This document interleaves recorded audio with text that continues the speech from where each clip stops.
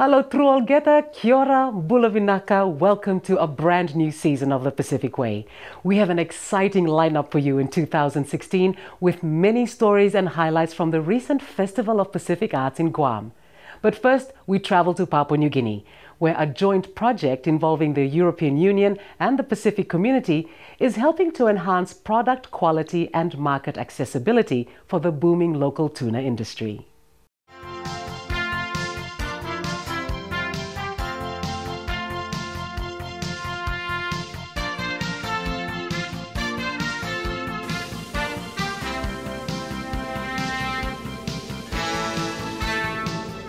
Tuna stock in the Pacific Ocean is still relatively healthy in comparison to the Indian and Atlantic Ocean.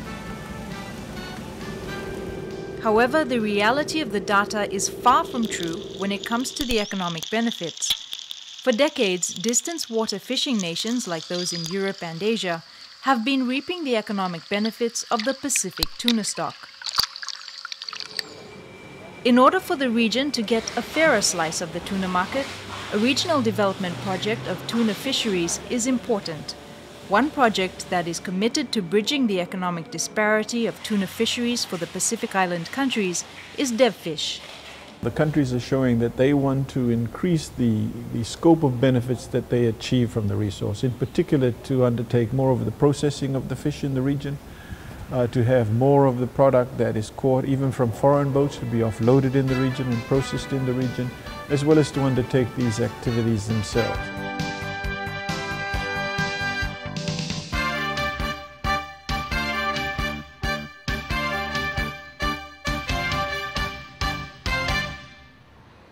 The DevFish project is jointly designed and implemented by the Secretariat of the Pacific Community SPC and Forum Fisheries Authority FFA.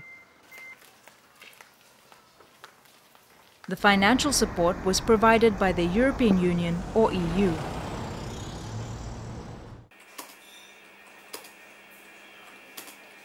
The key issues really have been market access, and that is essentially across two areas, one being food safety, safe fish, and the other one being legal fish. And so it's given us the capability to assist the member countries to address the regulations, the certification requirements imposed by the European Union for access to their fisheries market. And it's had that flexibility built into it, and that's why it's been an extremely useful project for us as a way of it enables us to undertake flexible responses. These flexible responses were also adaptable to the diverse requirement of member countries. Their geographical nature will also determine their participation in exploiting the economic benefits of the tuna resource.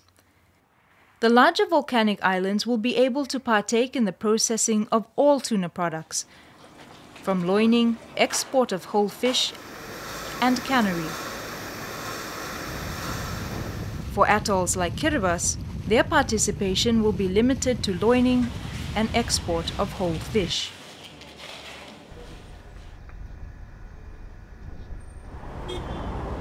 Port Moresby is the capital of PNG, the land of the unexpected and the focus of our story. PNG commands about 20% of the total global tuna catch and is one of the recipients of the EU DevFish project. The DevFish project officer from the Secretariat of the Pacific Community, Jonathan Manieva, is at the authority's office to follow up on the project activities. Yes, a few countries like PNG has a priority in wanting to develop its local tuna industry to target export market, particularly EU. DevFish project has been coming in where they ask and where they identify that there is a need for the project to come and support them. That's where we come in.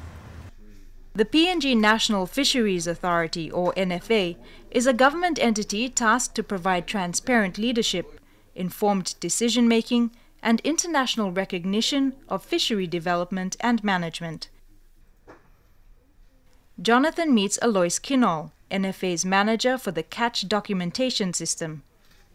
We've had a lot of engagement by DevFish on different projects, but lately, since PNG was given the yellow card by EU, we've received all the support from DevFish through FFA, and under those projects we have developed our standard operating procedures, and in terms of training of our personnel, and the ongoing mentoring of our personnel in port, and also checking the systems that we have already developed.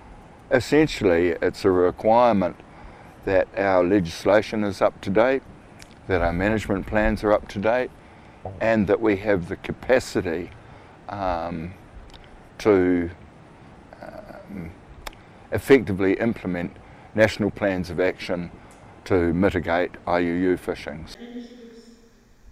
PNG National Fisheries Authority is confident it has done enough to join EU market green card holders like Solomon Islands, Fiji and Vanuatu. However, green card holders have to be vigilant in ensuring they remain green. A red card will automatically terminate the country's ability to access the market.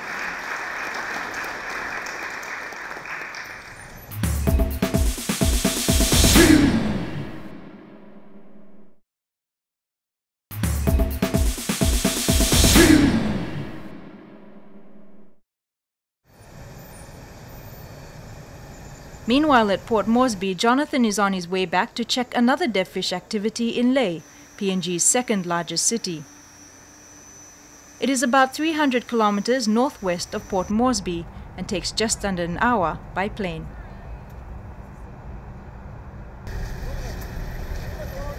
Lae is in the Morebe province. The city has a population of over 500,000 and is regarded as the industrial hub of Papua New Guinea. One of the fastest growing industries here is tuna manufacturing. The surge in tuna manufacturing industry is part of the regional strategy to bring canning processes closer to the origins of the resource.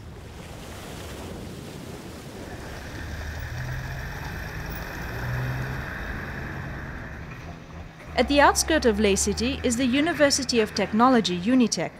In the Faculty of Applied Science, there are two departments: Applied Chemistry and Food Technology.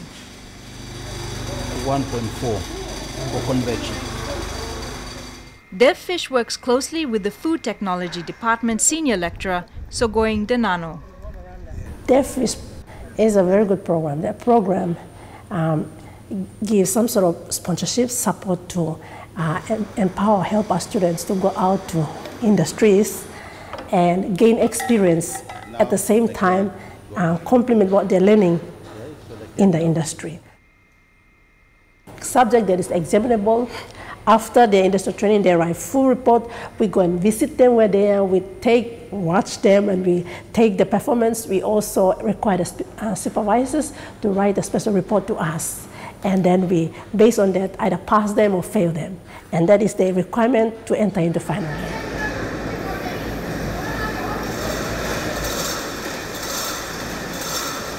A short distance from Lae City, in an area called Malahang, is PNG's new and currently the largest fish processing plant, Majestic Seafoods.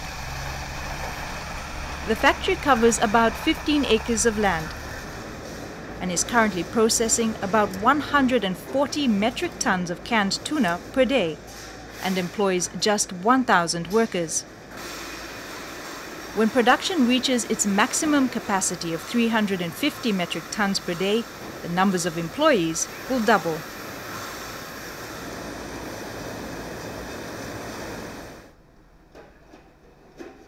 It is factory laboratories like this where Unitec students undertake their 7 weeks DevFish industrial attachment. Since Unitec became the recipient of DevFish, 7 students have benefited from the project. Things that industry likes to do and has been able to do with SPC is training, and especially technical training. We don't really have the avenues to train people to the skills we like in-house. We can do a lot of in-house training when they are trained originally. So what we have tried to do with SPC, and we're trying to do it here, is get especially a local young people that want to get into the industry. We can, like you said, go to Unitec. They get a grounding, and then we can work with them through our processes here in the plant.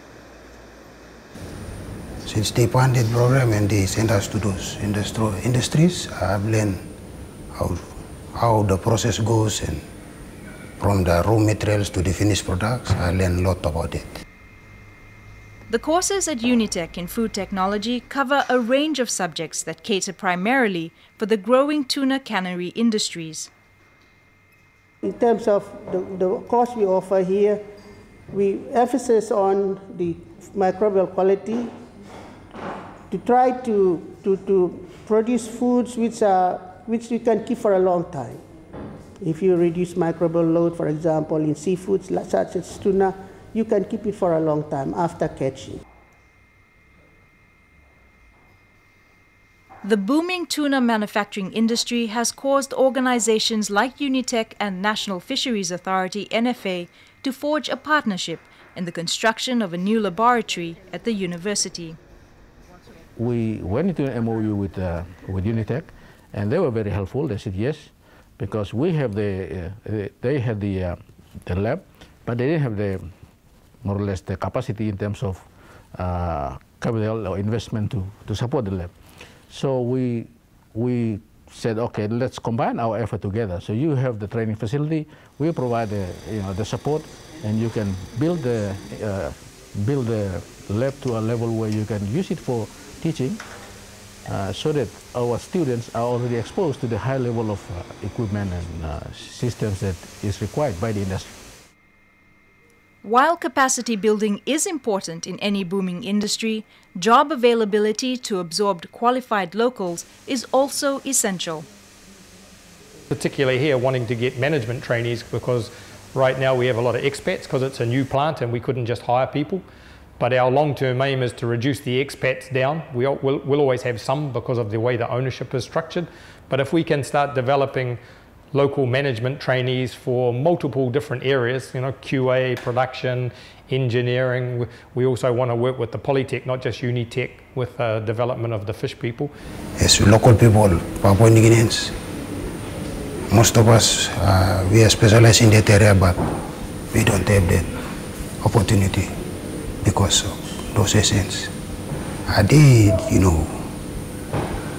are there to make money, so. Challenges in any development like tuna fisheries are expected even after the end of the DevFish project.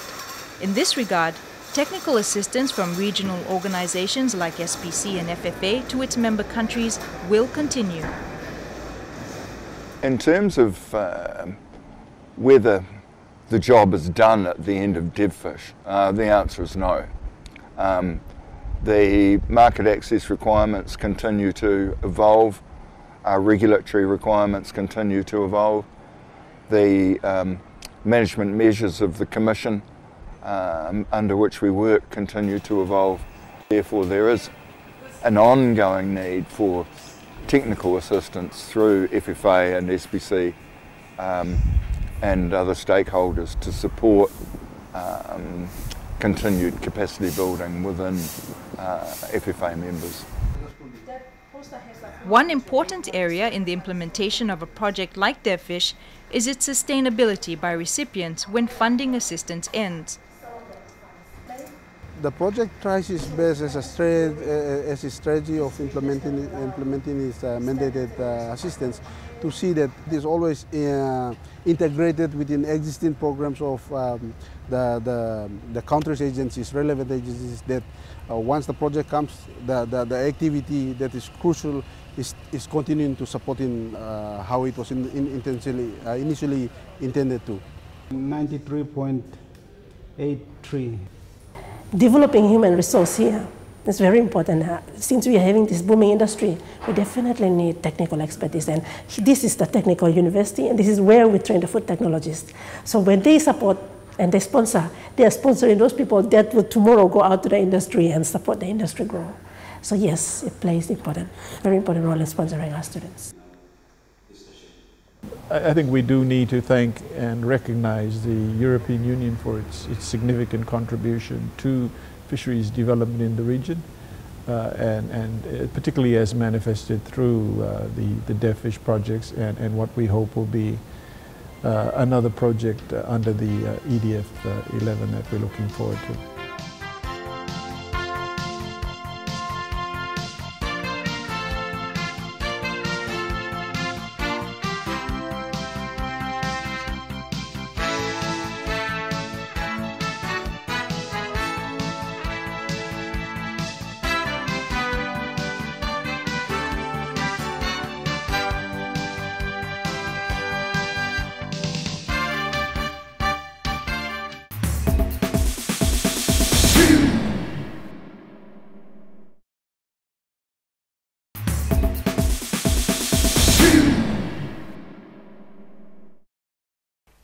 Welcome back.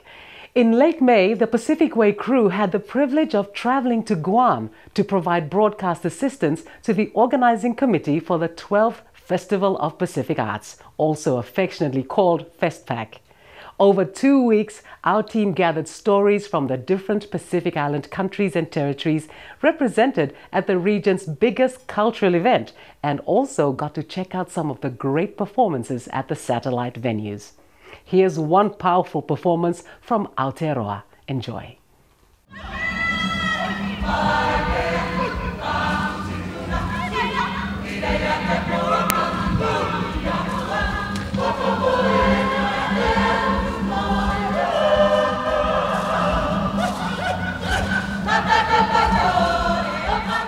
The first item is normal practice for visitors when we visit a place is to introduce ourselves and who we are and to perform. And we perform an opening item. We call it an entry in English. So that was our entry, and the words are just who we are, where we're from, and we are here and we're great to be here. That's the first item, and it quotes genealogy. So we descend from this person down to us on the stage. We're all related, all the performers are from the same place in Aotearoa, New Zealand, followed by an action song. Just like the entry, the action song is dedicated to one of our ancestors who travelled the Pacific, more specifically from the Cook Islands. So the Cook Islands, we view them as our older brothers, so we sung a song about one of their ancestors, one of our ancestors who travelled the Pacific Ocean, sort of a link to here in Guam. The poi talks about our god of the ocean called Tangaroa, and again linking ourselves to the FestPac, so everything is all about FestPac, the ocean, the moana, and it was Tangaroa.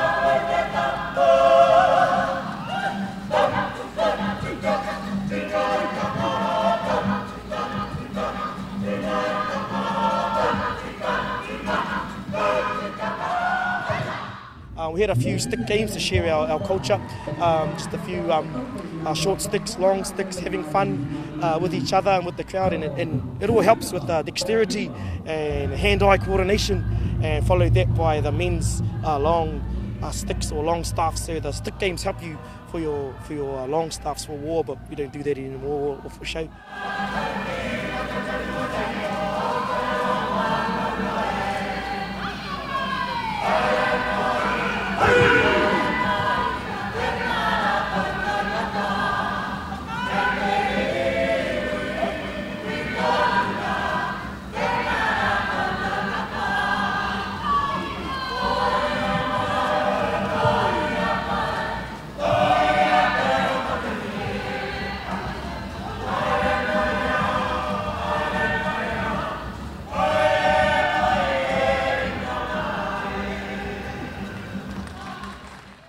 Haka, of course, everywhere we go, haka's world famous, so we had to do the haka, and it's always great to get participation. From a big venue like this, it's real hard to get people on the stage, so we just made them stand up in the audience, in the grandstand. When we go to little venues, they're on the stage with us, and we're interacting with the people, so they feel part of our show.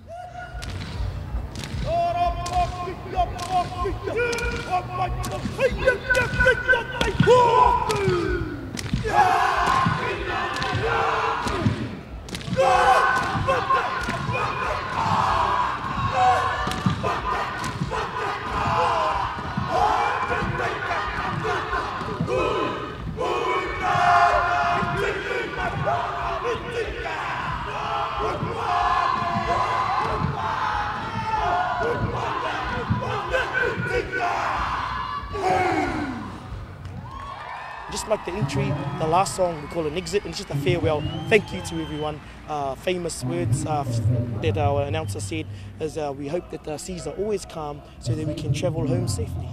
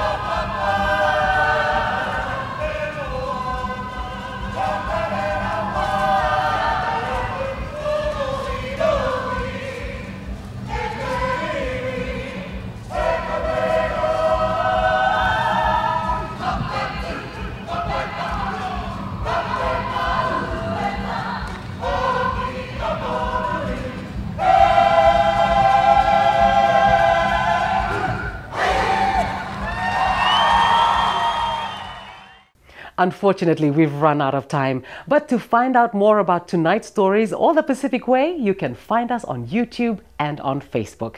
Until next week, ale kakitea no.